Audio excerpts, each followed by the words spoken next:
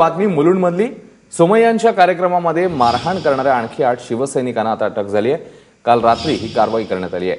आतापर्यंत या राड्या प्रकरणी एकूण 13 जणांना अटक झाली आहे। ऋत्विक बालेकर आपल्या सोबत आहेत। ऋत्विक, या कारवाई संदर्भात तुझ्याकडे काय ताजी माहिती? अश्विन, या संदर्भात शिवसैनिकांचं अटक सत्र अजूनही सुरू आहे। काल रात्री एकूण 8 शिवसैनिकांना अटक करण्यात आलेली आहे। यामध्ये उपविभाग प्रमुख, उपशाखा प्रमुख, शाखा प्रमुख पदाचे शिवसैनिक आहेत।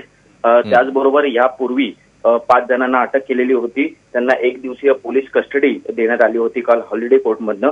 आज त्यांनाही कोर्टात हजर केलं जाणार आहे। त्यामुळे एकूण 13 शिवसैनिकांना आज या प्रकरणात मुलुंड कोर्टात हजर केलं जाणार आहे। अश्विन, ऋत्विक, धन्यवाद या सगळ्या सविस्तर माहितीबद्दल। आणि आता आणखी काही महत्त्वाच्या घडामोडींचा नॉनस्टॉप आढावा। मुलुंडमधल्या राड्यानंतर भाजप आणि शिवसेनेच्या नेत्यांनी एकमेकांची उणीधोणी काढायला सुरुवात केली आहे।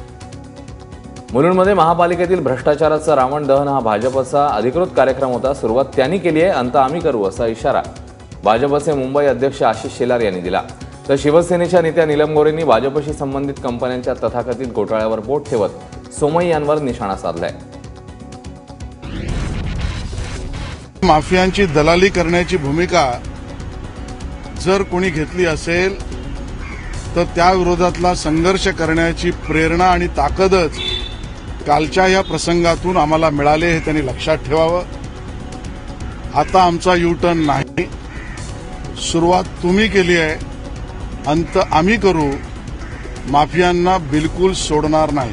खड्ड्यांच्या संदर्भात तर महापौरांनी सांगितलं होतं की याच्यातल्या जे दोषी असतील त्यांना कारवाई करा। मग प्रश्न असा येतो की जी जयकुमार कंपनी आहे की ज्यांना मुंबईच्या मध्ये ब्लॅकलिस्ट केलंय, मग त्यांना राज्यांमधली कंत्राटं का मिळतात? आणि म्हणून याची उत्तरं सुद्धा किरीट सोमय्यांच्या आणि यांच्या रावणाच्या तोंडावरती जर का चिकटवली असती तर कळलं असतं की काय स्वरूपामध्ये यांचा रावण आहे।